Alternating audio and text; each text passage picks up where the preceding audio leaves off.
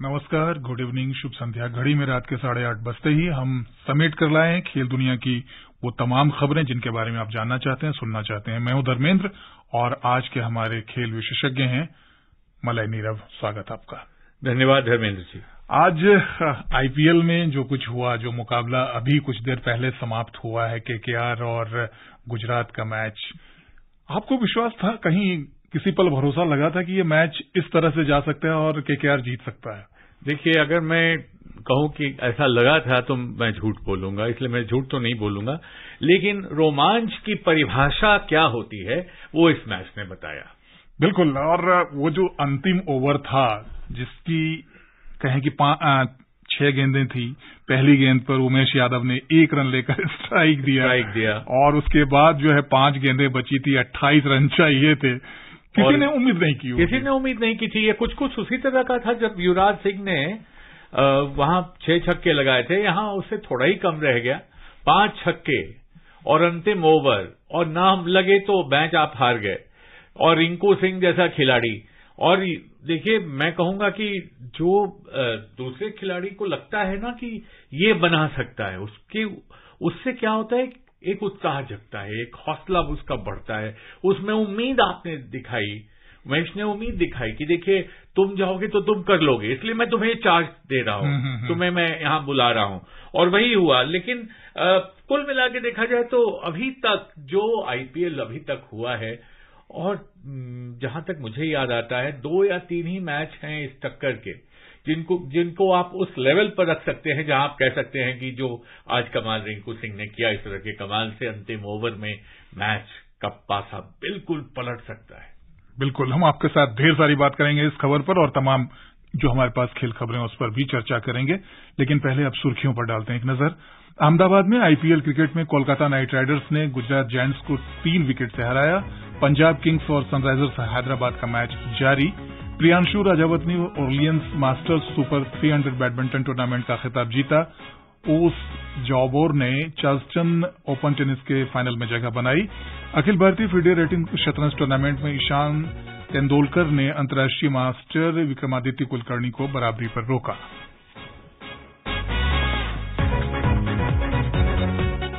तो जाहिर सी बात है कि आज जो क्रिकेट की खबर है वो खेलों की दुनिया में, खासतौर पर भारत के लिए, वो सबसे बड़ी खबर है, क्योंकि अहमदाबाद में आईपीएल क्रिकेट के बेहद रोमांचक मैच में आज कोलकाता नाइट राइडर्स ने गुजरात जायंट्स को 3 विकेट से हरा दिया।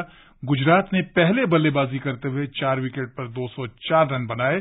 जवाब में कोलकाता ने अविश्वसनीय जीत हासिल की और 7 विकेट गंवाकर मंजिल को हासिल किया। एक रिपोर्ट सुनते हैं।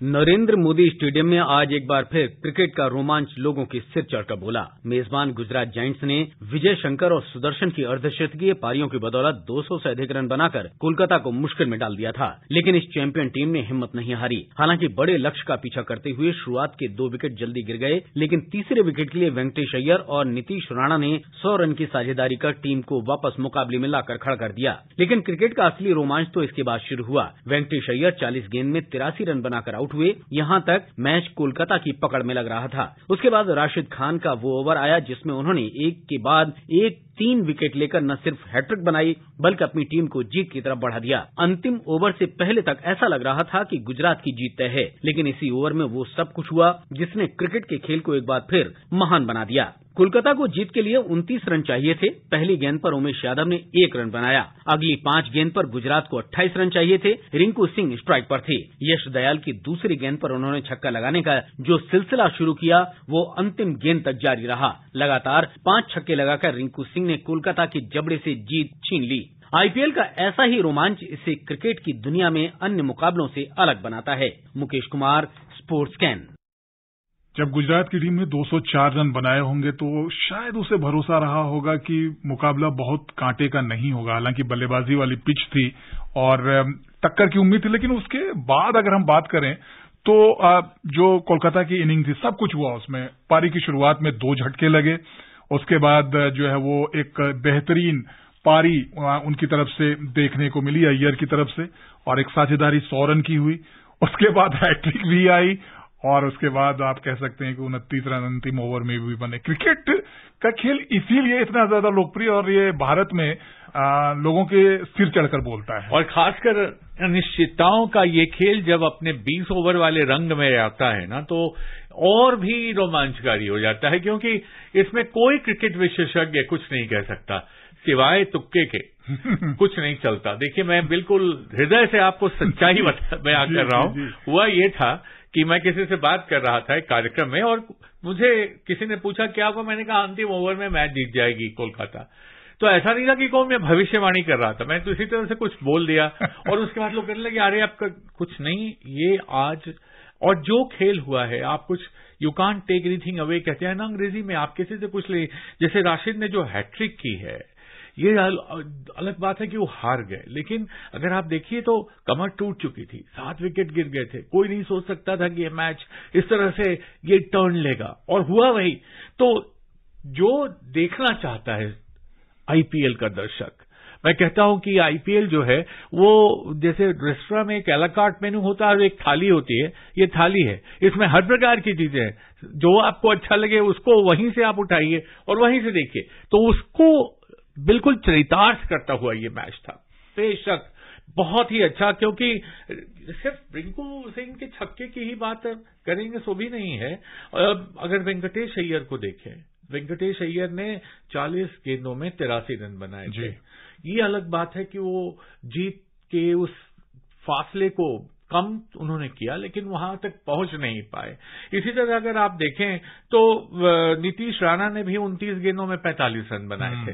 तो कभी एक बात ऐसा, जैसे बादलों के झुरमुट से सूरज झांकता है, वैसे कभी कभी लगता था कि अच्छा कोलकाता नाइट राइडर्स का आज भाग्य साथ देगा, लेकिन फिर वही हुआ। भाग्य कब किसका पलटेगा बहुत मुश्किल है। भाग्य पलटने की बात आपने की है, भाग्य ही आपको हीरो और जीरो भी बनाता है।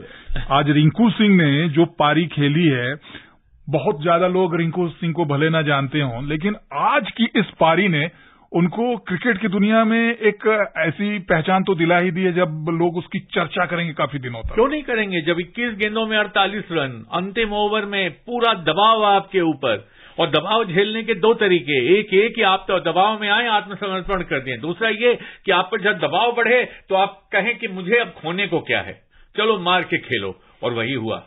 तो जब वो शेर की दहाड़ सुनाई पड़ने लगती है तो कई बार ऐसा लगता है कि ये हाथी डर जाएगा, लेकिन और जब हाथी पैर ऊपर कर लेता है तो शेर भाग जाता है। वही हुआ।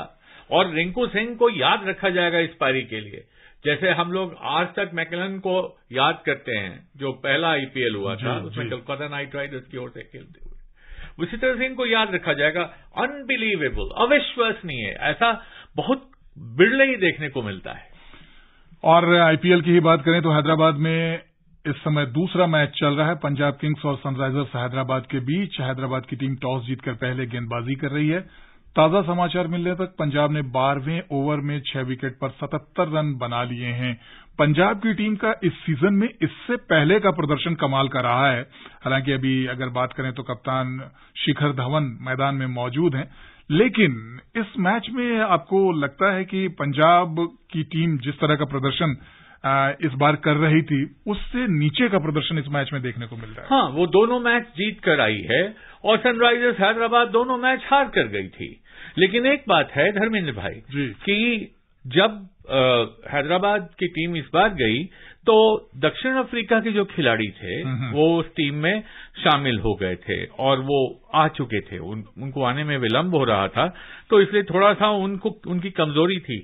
और आज शिखर धवन देखिए अभी भी खड़े हैं, और शिखर धवन ने जो जिस फॉर्म का परिचय अभी तक दिया है और जो उनमें कुवत है, जिस प्रकार से वो अकेले मैच जिता सकते हैं, तो जब तक वो खड़े हैं तो फिर रिंकू सिंह जैसे खेल की भी उम्मीद की जा सकती है उनसे, क्योंकि वो कैपेबल हैं, वो उस तरह की क्षमता है उनमें कि वो गेंद को बहुत तेजी से मार सकते हैं। लेकिन अब लगता है मुझे ऐसा कि इस बार पंजाब किंग्स की कमर टूटती हुई नजर आ रही है और यहां सनराइजर्स हैदराबाद मुझे हावी होता दिख रहा है। जिस प्रकार से अभी रन बने हैं तो ये अब, लेकिन दूसरी पारी में क्या होगा कहना बहुत मुश्किल है। और कुल मिलाकर देखा जाए तो अब शिखर धवन पर बहुत कुछ निर्भर करेगा कि वो कितना बड़ा स्कोर कार्ड पे खड़ा कर पाते हैं। बिल्कुल। और जब क्रिकेट के इतने रोमांच की बात चली है तो कल का मैच हम भला कैसे भूल सकते हैं, जो चेन्नई का मैच मुंबई इंडियंस के साथ हुआ। उस मैच में अगर हम सच कहें तो मुंबई इंडियंस को मुंबई के ही एक खिलाड़ी ने हारने के लिए मजबूर किया। वो उस खिलाड़ी का नाम अजिंक्य रहाणे है, जिनको हम धीरे धीरे एक तरह से कहें कि भूलते जा रहे हैं। बिल्कुल। लेकिन इस पारी के जरिए उन्होंने ये जता दिया है कि अभी उनके अंदर बहुत क्रिकेट बाकी है। जी, उन्होंने दस्तक दी है, बड़ी मजबूत दस्तक दी है, खासकर तब जबकि आपको पता है कि जब इस बार कॉन्ट्रैक्ट दिए जा रहे थे बीसीसीआई के, तो अजिंक्य रहाणे का उसमें नाम था ही नहीं। जी, बहुत ही। और अजिंक्य रहाणे के बारे में एक बार सुनील गावस्कर ने कहा था, जब ये आते जाते रहे, इनका सिलसिला ऐसा रहा कि टीम में हमेशा लगातार इनको खेलने का मौका नहीं मिला। उप कप्तानी भी की कई बार एब्सेंस ऑफ कैप्टन में, मगर स्थान इनका पक्का नहीं था।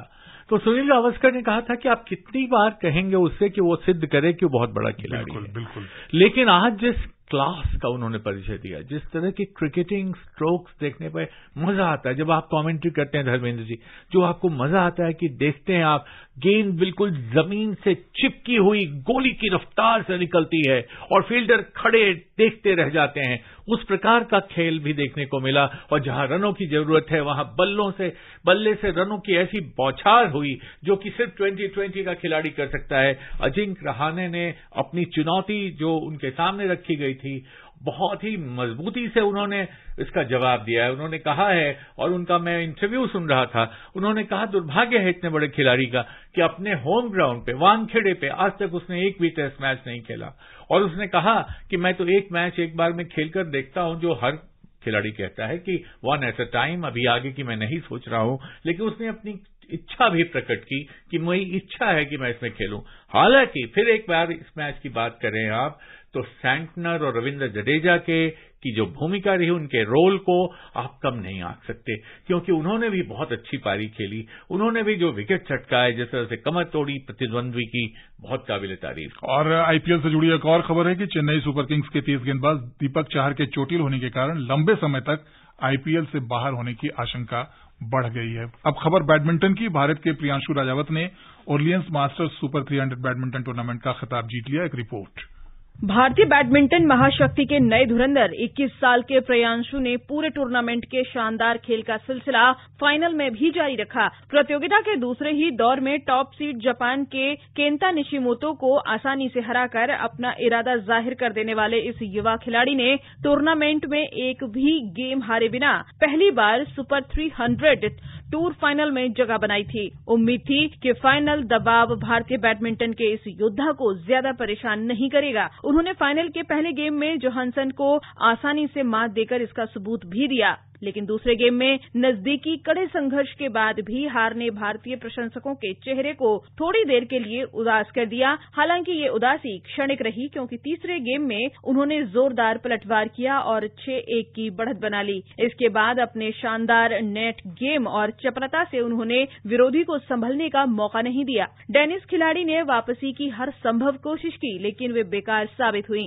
पिछले साल भारत की थॉमस कप विजेता टीम का हिस्सा रहे प्रियांशु ने इस टूर्नामेंट में अपने प्रदर्शन से जता दिया है कि भारत में बैडमिंटन का न सिर्फ वर्तमान बल्कि भविष्य भी सुरक्षित हाथों में है। आने वाले दिनों में इस युवा खिलाड़ी से और भी कई खिताबों और विश्व स्तर पर निरंतर बेहतर प्रदर्शन की उम्मीद रहेगी। जागृति शर्मा, स्पोर्ट्स स्कैन।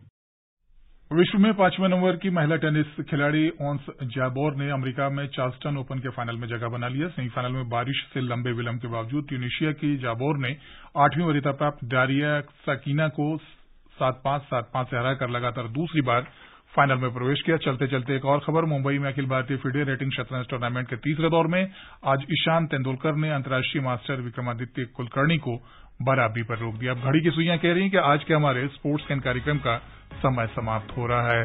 स्टूडियो में आने के लिए मलय जी आपका बहुत बहुत शुक्रिया। धन्यवाद। दोस्तों, आपसे फिर होगी मुलाकात ढेर सारी नई खेल खबरों के साथ। मुझे भी दीजिए अनुमति। नमस्कार।